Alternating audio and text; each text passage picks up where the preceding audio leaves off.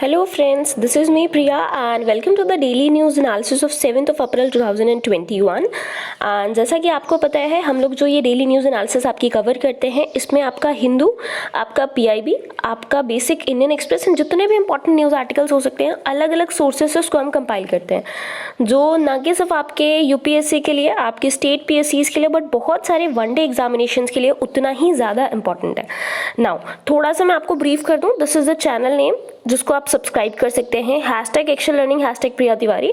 सो अगर आप पर्टिकुलरली अलग अलग सोर्सेस के इन्फॉर्मेशन चाहते हैं, अपनी एग्जाम की प्रिपरेशन को थोड़ा सा और ज़्यादा बूस्ट करना चाहते हैं, सो इस चैनल को सब्सक्राइब करिए, शेयर करिए, लाइक ज़रूर करिए जिससे मुझे भी मोटिवेशन मिलेगा कि मैं आपके लिए अलग अलग कोर्सेज पर वीडियोज़ लेके आते रहूँ।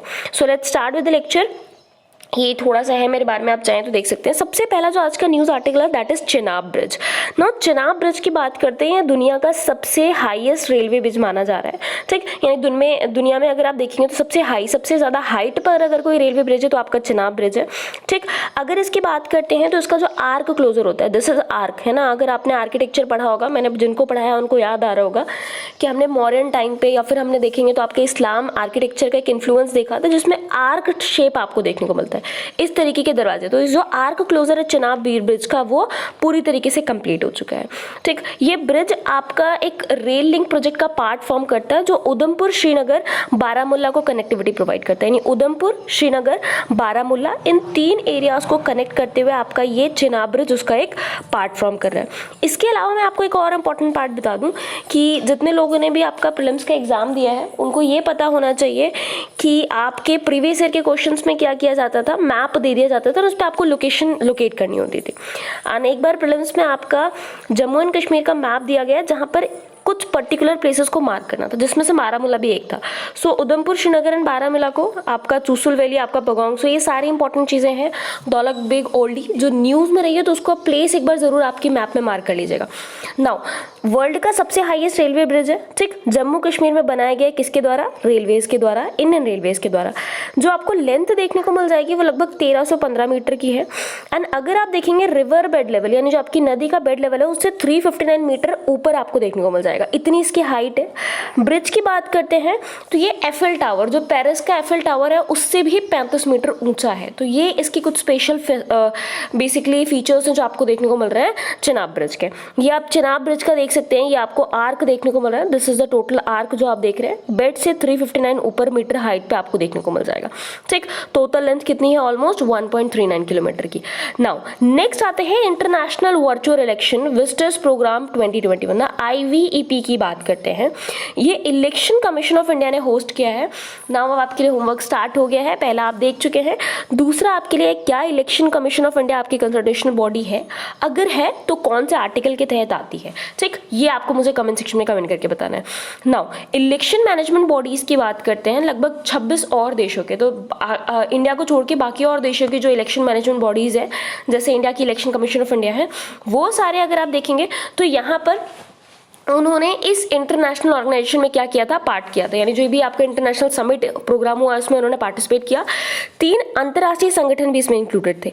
ये जो आपका IVEP है इसकी अगर बात करते हैं, यहाँ पर पार्टिसिपेंट्स को क्या प्रोवाइड किया जा रहा था, एक इंडिया इलेक्टोरल प्रोसेस, यानी इंडिया का जो भी आपका इलेक्टोरल प्रोसेस है उस पर आपको एक बहुत ही ओवरव्यू प्रोवाइड किया जा रहा था, किस तरीके से इलेक्शन होते हैं, क्या पार्ट है, ठीक। और ये नया इनिशिएटिव है जो आपका इलेक्शन कमीशन ऑफ इंडिया लेके आया है, वोटर फैसिलिटेशन पर, ट्रांसपेरेंसी पर, ताकि जो भी आप वोट दे रहे हैं, जो भी इलेक्शन हो रहा है वो थोड़ा पारदर्शिता के साथ हो, एक्सेसिबिलिटी हो जाए, जो भी इलेक्टोरल सिस्टम है आप उसको इजीली एक्सेस कर सके। ये आपको इस प्रोग्राम के तहत देखने को मिल रहा है। तो पता होना चाहिए किस लिए है, किसने स्टार्ट किया, कौन कौन सी पर्टिकुलर्स के इंपॉर्टेंट फीचर्स थे।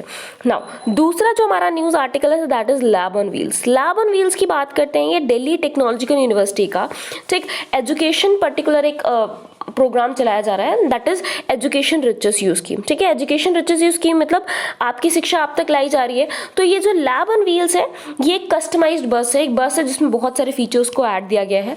17 कंप्यूटर्स यानी 17 कंप्यूटर्स इसमें हैं, 2 टेलीविजन लगाए गए हैं, एक 3D प्रिंटर है, कैमराज एंड नॉर्मल प्रिंटर भी है जो आपके पूरे सिटीज के अराउंड रोम करेगी, ठीक है। ये आपको एजुकेशनल लेक्चर्स प्रोवाइड करेगी, ट्यूटोरियल्स देगी, स्कूल स्टूडेंट्स को बेसिकली पढ़ाया जाएगा। एंड आउटर मंथ्स प्रोग्राम है ताकि आप स्टूडेंट्स को मैथ में, साइंस में, जो एडवांस टेक्नोलॉजी की फील्ड है उसमें गाइड कर सके। तो अगर आप नहीं जा पा रहे हैं स्कूल, तो ये आप तक स्कूल पहुंचाया जा रहा है एक तरीके से। यहाँ पर साइंस एजुकेशन भी दी जाएगी स्टूडेंट्स को दिल्ली गवर्नमेंट स्कूल में, जो भी आपके अंडर प्रिविलेज चिल्ड्रन होते हैं। ठीक है, बहुत सारे अंडर प्रिविलेज आप जानते हैं कौन सी कैटेगरी में आते हैं। सो उन सारे अंडर प्रिविलेज जो भी आपके चिल्ड्रन होंगे उनको ये एजुकेशन इसके थ्रू प्रोवाइड की जाएगी। तो बहुत ही अच्छा इनिशिएटिव है, किसके द्वारा? दिल्ली टेक्नोलॉजिकल यूनिवर्सिटी के द्वारा। So very very important, keep that in also in mind. ये पर्टिकुलर आपका जो एजुकेशन का पार्ट होता है, अगर आप जीएस पेपर में आंसर राइटिंग भी कर रहे हैं ना, तो भी आपके लिए हेल्प करने वाला है। एंड अदरवाइज तो प्री के लिए तो इंपॉर्टेंट है। ना वोल्फ-राइट स्टार्स और WR stars, very very important phenomena. Science and technology, economics, environment, ये कुछ ऐसे बेसिकली फील्ड है जो मैंने आपको बताई थी कि आपके एग्जाम में ज़्यादातर करंट से ही आता है। ठीक है, इसका 80 to 90% relies on the current part, कि करंट में क्या चल रहा है। तो ये बहुत इंपॉर्टेंट है आपके लिए। इंडिया के एस्ट्रोनॉमर्स ने क्या ट्रैक किया है? एक रेयर सुपरनोवा एक्सप्लोजन। अब सुपरनोवा में पहले थोड़ा सा ब्रीफ कर दूं जिसको नहीं पता। सुपरनोवा एक कंडीशन होती है, मान लीजिए सन है आपका, सन स्टार है, बहुत ज़्यादा हीट हो जाएगा, बहुत ज़्यादा गर्मी हो गई सन के अंदर में, तो ये एक्सप्लोड करेगा। वो जो एक्सप्लोड होता है ना, वो जो एक्सप्लोजन मिलेगा, विस्फोट मिलेगा, उसी को हम लोग सुपरनोवा एक्सप्लोजन के नाम से जानते हैं। अब इंडिया के एस्ट्रोनॉमर कौन होते हैं? जो अंतरिक्ष को रीड कर रहे होते हैं, कहीं ना कहीं सिंपल टर्म में समझिए। तो इन्होंने बहुत ही रेयर ऐसा सुपरनोवा एक्सप्लोजन को बेसिकली ट्रैक किया जो बहुत रेयर है, बहुत कम देखने को मिलता है।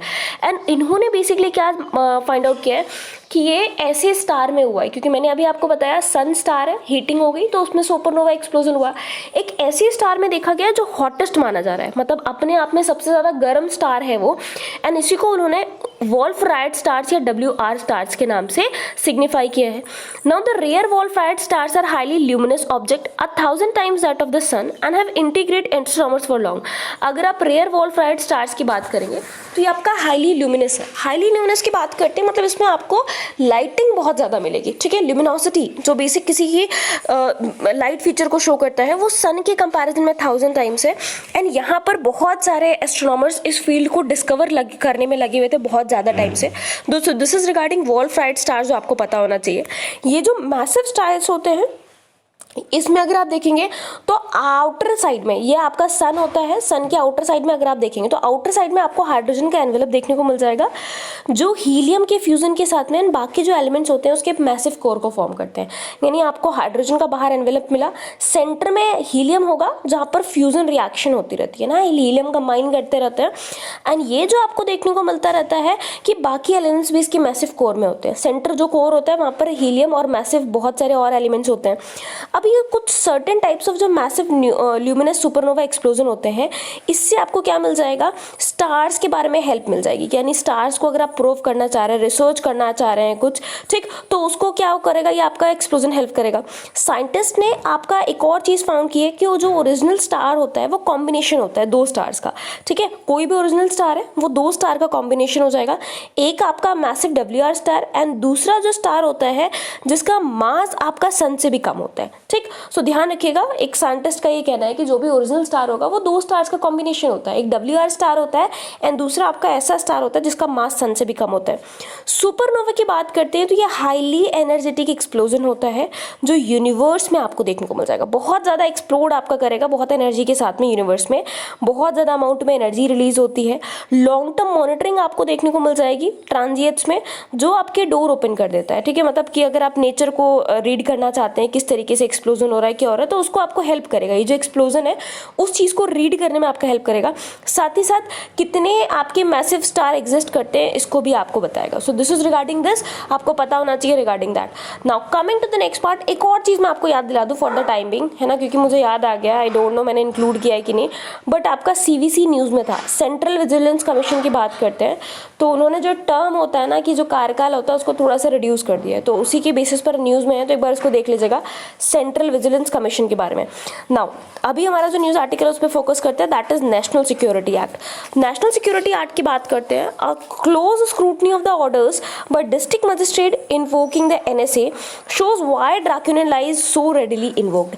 अब आपकी स्क्रूटनी की गई है, चेकिंग की गई है, इन्वेस्टिगेशन किया गया है कि जो आपके डिस्ट्रिक्ट मजिस्ट्रेट होते हैं वो ऑर्डर्स पास करते हैं किस केस में? आपके NSA नेशनल सिक्योरिटी एक्ट, जिसको रासुका कहा जाता है, ठीक, उसको इन्वोक करने में देखें तो ये जो ड्रैकोनियन लॉ है किस तरीके से इन्वोक हो रहा है, बहुत ज़्यादा उसको यहाँ पर पर्टिकुलर स्टडी किया है। अब हम नेशनल सिक्योरिटी एक्ट के बारे में पढ़ रहे हैं तो इसके बारे में जानना बहुत ज़रूरी हो जाता है। ये किसी भी स्टेट को एम्पावर करता है कि किसी भी पर्सन को आप बिना फॉर्मल चार्ज के, बिना ट्रायल के डिटेन कर सकते हैं। यानी कोई भी स्टेट अगर किसी पर्सन के ऊपर उनको लग रहा है कि एनएसए का वायलेशन हो रहा है तो बिना फॉर्मल चार्ज या ट्रायल के आप उनको डिटेन कर सकते हैं। एनएसए की बात करते हैं, person is into custody to prevent him her from acting in any manner prejudicial to the security of the state और for maintenance of the public order. अब ऐसा क्यों किया जाता है? आप इंसान को कस्टडी में रखते हो ये बोलकर कि शायद आपके स्टेट के लिए, नेशनल सिक्योरिटी के लिए या फिर पब्लिक ऑर्डर को मेंटेन करने के लिए इनको कस्टडी में रखना बहुत जरूरी है। अगर ये बाहर रहेंगे तो हो सकता है राष्ट्रीय सुरक्षा के लिए या पब्लिक ऑर्डर के लिए बहुत ज़्यादा हानि हो जाएगी। सो ये पर्टिकुलर आपका क्या था? एनएसए था। Now it is an administrative order. कैसा ऑर्डर होता है? एडमिनिस्ट्रेटिव ऑर्डर होता है जो पास किया जाता है या तो आपके डिविजनल कमिश्नर के द्वारा या डिस्ट्रिक्ट मजिस्ट्रेट के द्वारा, and not detention order by police based on specific allegations और for a specific violation of the law. यहाँ पर अगर आप देखेंगे कोई भी ऐसा नहीं है जो डिटेंशन ऑर्डर है आपके पब्लिक के द्वारा स्पेशल एलिगेशन पर आपके स्पेसिफिक वायलेशन ऑफ लॉ के द्वारा लिया जा रहा है। यहाँ पर अनचेक्ड स्टेट पावर, ऑब्वियसली बात है आप बिना किसी चार्ज के, बिना ट्रायल के किसी पर्सन को डिटेन कर रहे हो तो ये आपका अनचेक्ड स्टेट पावर है ना। स्टेट की ऐसी पावर है जो अनचेक्ड है, यानी आप उस पर बेसिकली किसी तरीके का लगाम, कुछ रोक नहीं लगा रहे हो। अगर एक पर्सन है पुलिस कस्टडी में, ठीक है, तो डीएम उस पर क्या कर सकते हैं? एनएससी लगा सकते हैं उसके अगेंस्ट में बहुत easily. If a person has been granted bail by trial court he can be immediately detained. So किसी भी केस में पर्सन जेल के अंदर है, बाहर कर दिया जा रहा है, आप एनएससी लगा के उसको वापस कस्टडी में ले सकते हो। And if the person has been acquitted by the paid court the same can be detained under the NSA.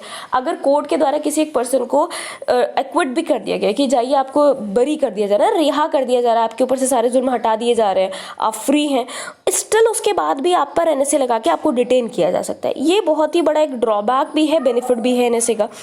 Now the law also takes away an individual's constitutional right to be produce before the magistrate within 24 hours as is the case when the accused is in police custody. अब अगर आपने किसी इंसान पर NSA लगा दिया गया तो एक इंपॉर्टेंट पार्ट क्या होता है कि आपके संवैधानिक राइट को भी ले लिया जाता है। आपके पास एक अधिकार होता है कि 24 घंटे के अंदर अगर आपको कस्टडी में लिया गया तो मजिस्ट्रेट के सामने आपको पेश करना होगा, ठीक। बट अगर आप एनएसए के तहत डिटेन किए जा रहे हैं, कस्टडी में रखे जा रहे हैं, तो ऐसा कोई भी संवैधानिक राइट आपके पास नहीं है कि 24 घंटे के अंदर आपको पेशी करना है। डिटेन्ड पर्सन की बात करते हैं तो यहाँ पर कोई राइट नहीं होता है एक बेल एप्लीकेशन के लिए, यानी क्रिमिनल कोर्ट के सामने आप बेल एप्लीकेशन डालते हैं कि मुझे रिहाई दे दी जाए, वो भी आपके पास राइट नहीं होता है। नाउ डीएम जो आपका डिटेंशन ऑर्डर पास करता है उनको प्रोटेक्शन प्रोवाइड की दी जाती है। यानी अगर कोई डिस्ट्रिक्ट मजिस्ट्रेट है ना, आप कितने पावरफुल रहने वाले हैं, अगर आप यूपीएससी एग्जाम दे रहे हैं, सोचिए अपनी पावर को। अगर आप इस तरीके का कोई ऑर्डर पास कर दे रहे हैं किसी के अगेंस्ट में तो आप प्रोटेक्टेड होते हैं, ऐसा कुछ भी नहीं होगा, कोई प्रोसिक्यूशन, कोई लीगल प्रोसीडिंग्स आपके अगेंस्ट में इनिशिएट नहीं की जाएगी, ठीक। रिमेंबर दैट, अगर आप इस तरीके का कोई ऑर्डर लेके आ रहे हैं तो आपके अगेंस्ट में कुछ नहीं हो सकता है, ठीक। Therefore the writ of habeas corpus is the only protection guaranteed under constitution against the unchecked state power of taking people into custody under the NSA. तो सिर्फ एक ही राइट आपके पास बचता है, सिर्फ एक राइट बचता है, वो क्या होता है? हेबियस कॉर्पस का रिट। यानी अगर आप एनएसए के तहत डिटेन किए जा रहे हैं तो आपके पास सिर्फ एक राइट बचता है, हेबियस कॉर्पस का, ठीक, ताकि आप एनएसए को बेसिक इस पे कोई चेक लगा सके। तो दिस इज रिगार्डिंग एनएसए के बारे में, न्यूज़ में था, बहुत ही इंपॉर्टेंट एक्ट है, एक बार फिर से इसको रीड कर लीजिएगा।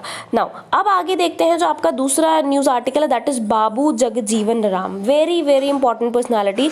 नाउ फ्रीडम स्ट्रगल की बात करते हैं, यानी स्टैटिक पोर्शन को कवर कर रहा है, न्यूज़ में है तो करंट भी कवर कर रहा है, ठीक है। नाउ 114th बर्थ एनिवर्सरी बनाई जा रही है आपकी बाबू जगजीवन राम जी की। PM Modi and others paid tribute to Jagjivan Ram, a crusader for social justice, ठीक। इन्होंने बेसिक सामाजिक समानता की बात करते हैं, सामाजिक न्याय की बात करते हैं, तो उसके लिए बहुत ज़्यादा काम किया है। इनकी 114वीं वर्षगांठ मनाई जा रही है and PM Modi ji and बहुत सारे आपके और मिनिस्टर्स ने इनको ट्रिब्यूट पे किया है। नाउ ये आपके फ्रीडम फाइटर थे एंड दलित आइकन माने जाते हैं। इन्होंने बहुत ज़्यादा काम किया, जो भी आपके अंडर प्रिविलेज लोग थे या जो डिप्राइव्ड सेक्शन था सोसाइटी, आपको पता है समाज में बहुत सारी बुराइयां बेसिकली फैली हुई थी, तो कहीं ना कहीं ऐसे लोगों को हेल्प करने के लिए जो डिप्राइव्ड सेक्शन था आपका समाज में, उनके लिए उन्होंने काम किया।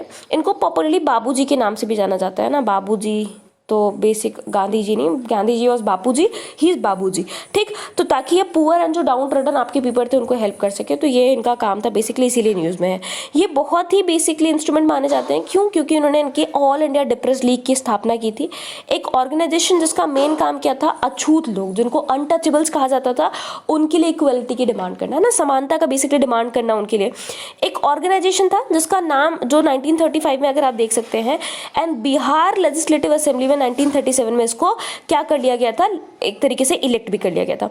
1946 में ये आपके सबसे यंगेस्ट मिनिस्टर बन गए थे जवाहरलाल नेहरू जी के इंटरिम गवर्नमेंट के, जो आपके पहले कैबिनेट फॉर्म करता है इंडिया का, एंड यहाँ पर इन्होंने लेबर मिनिस्टर की तरह का भी काम किया है। ये आपकी कंस्टिट्यूएंट असेंबली ऑफ इंडिया के भी एक मेंबर रह चुके थे, एंड साथ ही साथ संविधान में किस तरीके से सामाजिक न्याय को इंक्लूड किया जा सकता है उसके लिए इन्होंने अपने पक्ष भी रखे थे, अपने आप को बेसिकली वहाँ पर प्रूफ डाउन किया था। सो दिस इज रिगार्डिंग किसके बारे में, आपके बाबू जगजीवन राम जी के बारे में, जिनको बाबू जी के नाम से भी जाना जाता है। नाउ ये आपके डिफेंस मिनिस्टर भी रह चुके हैं इंडो पाक वॉर के टाइम पे 1971 में। तो 1946 में जवाहरलाल नेहरू जी के इंटरिम गवर्नमेंट के सबसे यंगेस्ट मिनिस्टर, फिर आपकी कंस्टिट्यूएंट असेंबली की बात करते हैं तो उसके मेंबर, देन आपके 1971 में इंडो पाक वॉर के टाइम पे डिफेंस मिनिस्टर, बहुत इंपॉर्टेंट पार्ट है। एंड इसी की वजह से अगर आप देखेंगे वॉर की वजह से तो आपका बांग्लादेश का फॉर्मेशन हुआ था।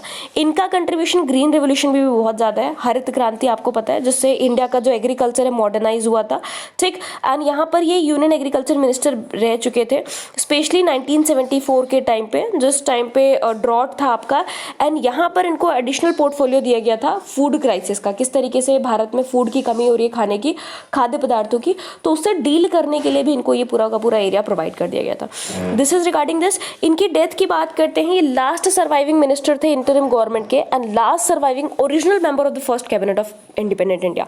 यानी अगर आप इंटरिम गवर्नमेंट की बात करते हैं या फिर अगर आप फर्स्ट कैबिनेट की बात करते हैं स्वतंत्र भारत की, तो ये लास्ट सर्वाइविंग, यानी जितने भी मिनिस्टर्स रहे होंगे सबसे एंड तक यही टिके थे। ऑब्वियस है सबसे यंगेस्ट थे, तो ऑब्वियस तो नहीं है क्योंकि बहुत ही ज़्यादा अब तो आप ये प्रोवाइड नहीं कर सकते कि जिसकी एज ज़्यादा है वो ज़्यादा टिकेगा या कम, बट बेसिक सबसे ज़्यादा लंबे टाइम तक अगर कोई रहा था, कोई मिनिस्टर अगर आपका जिंदा था, कोई लाइव था, तो दैट वाज बेसिकली आपके बाबूजी।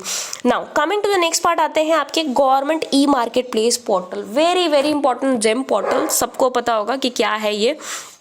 यहाँ पर बेसिकली न्यूज़ में क्यों है देखते हैं, utilisation of government's e procurement portal to reflect in IAS IPS officers performance report. अब आपके सरकारी ई प्रोक्योरमेंट पोर्टल का जो भी यूटिलाइजेशन है वो IAS और IPS की ऑफिसर्स की परफॉर्मेंस रिपोर्ट में इंक्लूड किया जाएगा। नाउ है क्या ये पोर्टल, देखिए इसीलिए न्यूज़ में है क्योंकि आपकी रिपोर्ट में रखा जाएगा। तो कल को अगर आप काम कर रहे हैं तो ध्यान रखिएगा, जेम पोर्टल को भी आपको क्या करना है, प्रमोट करना है।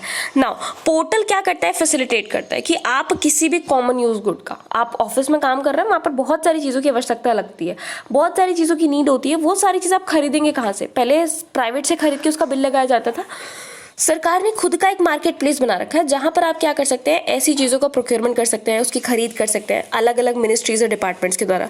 ये जो गुड्स और सर्विसेज आप प्रोक्योर करते हैं जेम पोर्टल के थ्रू, ये मैंडेटरी कर दिया गया है सेंटर के द्वारा, कोई भी गुड्स या सर्विसेज जो आपकी वेबसाइट पर अवेलेबल है, ठीक है। यानी अगर आपकी वेबसाइट पर कोई गुड्स सर्विसेज अवेलेबल है तो आपको जेम के थ्रू ही प्रोक्योर करना है। इसका मेन काम क्या है, ट्रांसपेरेंसी लेके आना, पारदर्शिता, एफिशिएंसी, साथ ही साथ जो पब्लिक प्रोक्योरमेंट होता है उसमें आपको स्पीड अप करना है, एंड बेस्ट वैल्यू मनी। कोई भी सामान अगर आप खरीद रहे हैं तो ऐसा ना हो कि 10 का है तो आप 20 का खरीद रहे हैं, नहीं 10 का है तो उसको 10 का ही खरीदिए। तो उस चीज़ के लिए बेसिक आपको ये जेम पोर्टल क्या किया गया था, लॉन्च किया गया था, क्योंकि आपकी परफॉर्मेंस रिपोर्ट में आने वाला है, इसीलिए फिर से न्यूज़ में। नई प्रैक्टिस क्या है, ये जो आपका यूटिलाइजेशन है जेम पोर्टल का, प्रोक्योरमेंट्स ऑफ जो गुड है वो आपकी किसी भी IAS IPS ऑफिसर के परफॉर्मेंस, जो एनुअल परफॉर्मेंस अप्रेजल होती है उसमें इंक्लूड कर दी जाएगी। APR इसको कहा जाता है, ठीक। एनुअल परफॉर्मेंस अप्रेजल रिपोर्ट, किसी भी सरकारी कर्मचारी की रिपोर्ट बनाई जाती है, साल भर में कैसा परफॉर्मेंस है क्या है, तो आपकी रिपोर्ट में इंक्लूड की जाएगी। To ensure that this digital e-commerce portal is appropriately utilised by all ministries, ताकि आप ये सुनिश्चित कर सकें कि ये जो आपका कॉमर्स पोर्टल है डिजिटल सरकारी, वो हर मिनिस्ट्री, हर डिपार्टमेंट में प्रॉपर रूप से उसको यूटिलाइज किया जा रहा है। ये भी डिसाइड किया जा रहा है कि ये जो आपका काम होगा वो किसके थ्रू किया जाएगा, ऑफिसर रिपोर्टेड अपॉन, ठीक है, यानी अगर पर्टिकुलर आपने ये काम किया है, जो भी आप काम कर रहे हैं इस फील्ड में है ना, आप कितना ज़्यादा प्रमोट कर रहे हैं मिनिस्ट्रीज़ में, departments of government of India में इस जेम के लिए, इसीलिए आपके एनुअल परफॉर्मेंस रिपोर्ट में उसको क्या कर दिया जाएगा, इंक्लूड कर दिया जाएगा। तो कल को अगर आपकी रिपोर्ट आएगी तो उसमें आपका जेम का भी बेसिक पार्ट रहेगा। नाउ 3 ऑल इंडिया सर्विसेज आपको पता है, Indian administrative service, police service and forest service. Now ORUs की बात करते हैं, जो आपकी प्रोक्योरमेंट को हैंडल करेंगे जेम पोर्टल के थ्रू मिनिस्ट्री या डिपार्टमेंट में। वो जब रिकॉर्ड करेंगे सेल्फ अप्रेजल APR फॉर्म में, उनको स्पेसिफाई करना है कि टोटल बजट जो एलोकेट किया गया था प्रोक्योरमेंट के लिए कितना है, टोटल प्रोक्योरमेंट कितना हुआ है पोर्टल के थ्रू उनके द्वारा ड्यूरिंग द पीरियड। यानी अगर मान लीजिए 20-21 का पीरियड हम ले रहे हैं तो कितना बजट आपको एलोकेट किया गया था, उस बजट से आपने कितना प्रोक्योरमेंट किया है उस काल में ही आपको सारी चीज़ें उसमें मेंशन करनी है। रिपोर्ट और जो रिव्यू होगा आपके ऑफिसर्स का वो आपके अकाउंट में मतलब उसको देखा जाएगा, ठीक, परफॉर्मेंस रिकॉर्ड कर दी जाएगी एंड उसके बाद इंस्ट्रक्शंस जो भी आपके हुए होंगे उस पर्टिकुलर पीरियड में जिस टाइम पे आपने खरीद की होगी उसको भी देखा जाएगा। सो दिस इज रिगार्डिंग आपके इसके बारे में, जेम पोर्टल के बारे में, जो आपकी यानी आप सब UPSC एस्पायरेंट्स हैं ना, कल को IAS IPS और IFOS बन के आएंगे, सो आपकी रिपोर्ट में ये दिया जाएगा। Now, insolvency resolution option for MSMEs, micro small and medium enterprises, कल भी न्यूज़ में था, आज भी है। रिमेंबर आपकी मॉरेटोरियम, आपके लोन की बात करते हैं तो उसको कहीं ना कहीं छूट दे रही थी सरकार, यहाँ पर अब इंसॉल्वेंसी रेजोल्यूशन लाया जा रहा है। सेंट्रल गवर्नमेंट ने आपका एक ऑर्डिनेंस प्रोमिलगेट किया है जहाँ पर आप प्री पैक्स को एक इंसॉल्वेंसी रेजोल्यूशन की तरह MSMEs के लिए यूज़ किया जा सकते हैं with defaults up to 1 crore under the insolvency and bankruptcy code. अगर आपका जो बेसिकली डिफॉल्ट देखने को मिल रहा है 1 करोड़ तक का है तो आपको प्री पैक का ऑप्शन दिया जाएगा इंसॉल्वेंसी रेजोल्यूशन के तहत आपका इंसॉल्वेंसी एंड बैंक्रप्सी कोड के अंडर में ना। ये जो मूव है come soon after the end of the 1 year suspension of insolvency initiation imposed by government. अभी हमने देखा ना कल कि 1 साल तक सरकार ने सस्पेंड कर दिया गया था कि अगर कोई पैसे पे नहीं कर पा रहा है MSME, ठीक है, उन्होंने लोन किया है, रिपे नहीं कर पा रहे, तो आप इंसॉल्वेंसी इनिशिएशन नहीं करेंगे, किसी तरीके का कोई नहीं करेंगे, सस्पेंड कर दिया गया था। उसी के बाद सरकार आपका ये इनिशिएटिव लेके आई है। The government had last year also increase the minimum default threshold for insolvency from 1 to 1 crore ना। पिछले साल सरकार ने क्या किया था कि अगर आप डिफॉल्ट हैं तो कितना है, 1 लाख तक का अमाउंट नहीं है, 1 करोड़, यानी अगर आपने लोन लिया है तो 1 लाख के अमाउंट पे आपको कुछ नहीं किया जाएगा जब तक 1 करोड़ का अमाउंट नहीं हो जाता। तो थ्रेशोल्ड लिमिट भी आपकी बढ़ा दी गई थी पिछले साल सरकार के द्वारा। एंड रीजन भी ऑल नो आपका कोविड है ना। ये प्री पैक्स क्या होते हैं ना, आपके माइंड में भी आया होगा कि अभी हमने देखा यार ये प्री पैक यूज किया जा रहा है ना। What is this pre pack, इसको देखते हैं। प्री पैक क्या होता है? A pre pack is a resolution of the डेब्ट of distressed company through agreement with been secured creditors and investors instead of public bidding process. अब एक pre pack क्या होता है? रेजोल्यूशन होता है। कोई भी डेब्ट है आपकी डिस्ट्रेस्ड कंपनी का, आपके एग्रीमेंट के तहत जो आप करते हैं सिक्योर्ड क्रेडिटर्स के द्वारा, अगर आप देख सकते हैं, या इन्वेस्टर्स के बीच में, ठीक, पब्लिक बिडिंग को छोड़कर आप इन दोनों के बीच में जब रेजोल्यूशन पास करते हैं वो प्री पैक होता है। ये जो सिस्टम होता है इंसॉल्वेंसी प्रोसीडिंग्स का, ये बहुत ही ज्यादा पॉपुलर मैकेनिज्म हो चुका है इंसॉल्वेंसी रेजोल्यूशन का यूके एंड यूरोप में कुछ पास्ट डिकेड में ना। पिछले 10 सालों में अगर आप देखेंगे तो यूके एंड यूरोप में बहुत ज्यादा यूज किया जा रहा है। इस प्री पैक सिस्टम के तहत जो भी फाइनेंशियल क्रेडिटर्स होते हैं वो कुछ टर्म्स के साथ में एग्री कर जाएंगे इन्वेस्टर्स के साथ में, एंड अप्रूवल उनको मिल जाएगा रेजोल्यूशन प्लान के तहत आपके नेशनल कंपनी लॉ ट्राइब्यूनल के तहत। यानी अगर आप देखेंगे जो फाइनेंशियल क्रेडिटर हैं जिन्होंने पैसे दिए हैं एंड जो इन्वेस्टर हैं जिन्होंने पैसे लगाए हैं, उनके बीच में आपको ये रेजोल्यूशन देखने को मिल रहा है। और ये सारा रेजोल्यूशन प्लास आपका NCLT के तहत आएगा ना। क्योंकि NCLT आपका न्यूज़ में है तो आपके लिए ये एक और होमवर्क है कि आपको बताना है NCLT क्या होता है, इसकी वर्किंग क्या होती है, फंक्शनिंग कैसी होती है, कैसी बॉडी है, क्या क्या इसका और इंपॉर्टेंट फीचर्स है, कंपोजिशन वगैरह। और ना जो अप्रूवल आपको देखने को मिल रहा है मिनिमम 66% फाइनेंशियल क्रेडिटर्स का debt are unrelated to the corporate debtor would be required before resolution plan is submitted. अब लगभग आपके जो फाइनेंशियल क्रेडिटर है उसमें 66% का अप्रूवल आपको चाहिए होगा, मंजूरी चाहिए होगी अगर आप इस तरीके का रेजोल्यूशन सबमिट करना चाहते हैं NCLT को। NCLT क्या करेंगी, वो या तो एक्सेप्ट करेंगी या रिजेक्ट करेंगी, मतलब उनके ऊपर वो एप्लीकेशन को एक्सेप्ट कर रही है, रिजेक्ट कर रही है आपकी प्री पैक इंसॉल्वेंसी प्रोसीडिंग की बिफोर कंसिडरिंग। यानी अगर आपको ये जो भी पिटिशन है उसको कंसिडर करने के पहले आप कुछ भी काम कर सकते हो, that is solely upon the NCLT। Now next part पे आते हैं, India in super computing. Very very important again, science and technology. क्या कहा है मैंने? Science, technology, environment, eco, these are कुछ सब्जेक्ट्स जिसको आपको करंट से ही कवर करना है। ठीक, नाउ कंटेक्स्ट की बात करते हैं। India is fast emerging a leader in high power computing with national super computing mission. India आपका बहुत ही बड़ा लीडर बनते जा रहा है आपके नेशनल सुपर कंप्यूटिंग मिशन के तहत, ताकि जो भी इन कंप्यूटेशनल डिमांड्स है एकेडमिक सेक्टर की, रिसर्च की बात कर सकते हैं, एमएसएमईज की, स्टार्टअप्स की, ऑयल एक्सप्लोरेशन की, फ्लोर प्रोडिक्शन की, जीनोमिक्स की या ड्रग्स डिस्कवरी की, आप उसको फुलफिल कर सकें। हर जगह आपको पता है सुपर कंप्यूटर की नीड है। सबकी नीड को फुलफिल करने के लिए सरकार बेसिकली इंडिया क्या कर रहा है, एक लीडर बनता चला जा रहा है। नाउ एनएसएम बेसिकली आपका जॉइंटली स्टीयर किया जा रहा है department of science technology, ministry of information and information technology, मिट्टी के द्वारा। एंड ये आपका इंप्लीमेंट कौन कर रहा है, सीडैक, जिसको centre for development of advance computing कहते हैं, Pune, and Indian institute of science Bengaluru.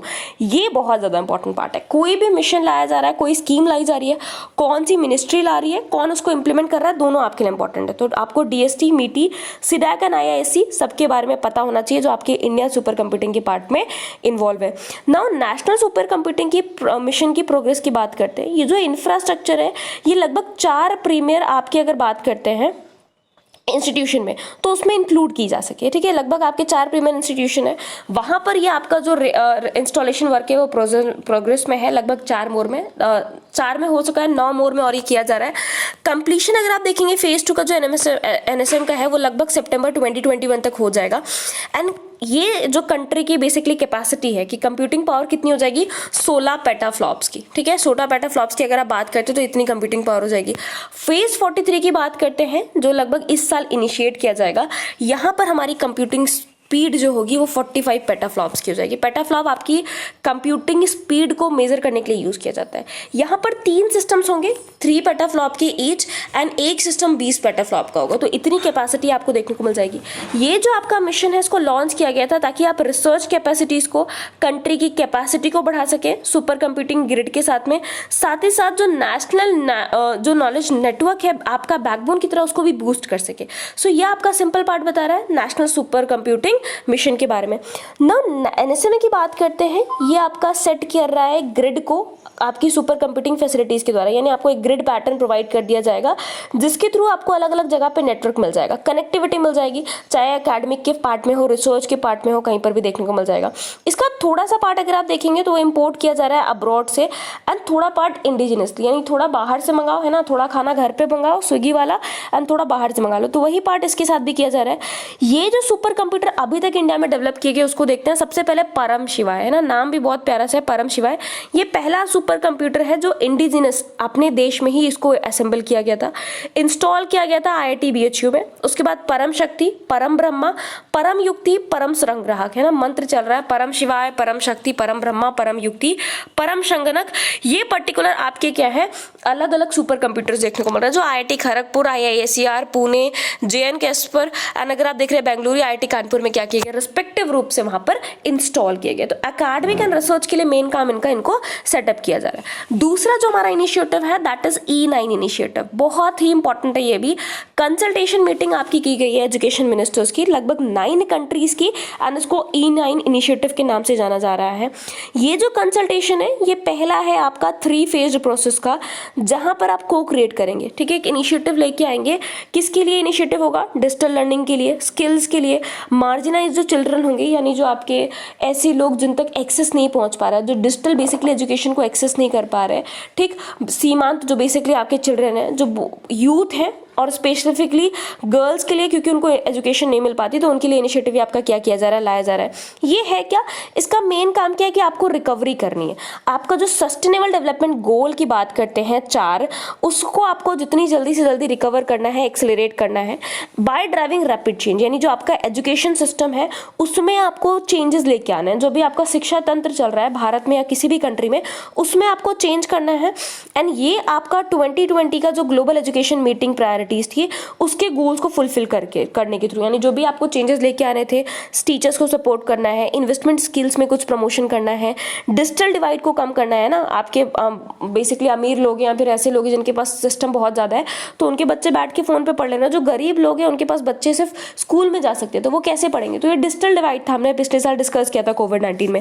सो इसी के तहत इन सबको कम करते हुए किस तरीके से आप सस्टेनेबल डेवलपमेंट गोल 4 को अचीव कर सकते हैं, अपने एजुकेशन सिस्टम में कुछ ना कुछ एडवांसमेंट लाते हुए वो आपके इनिशिएटिव के तहत लाया जा रहा है।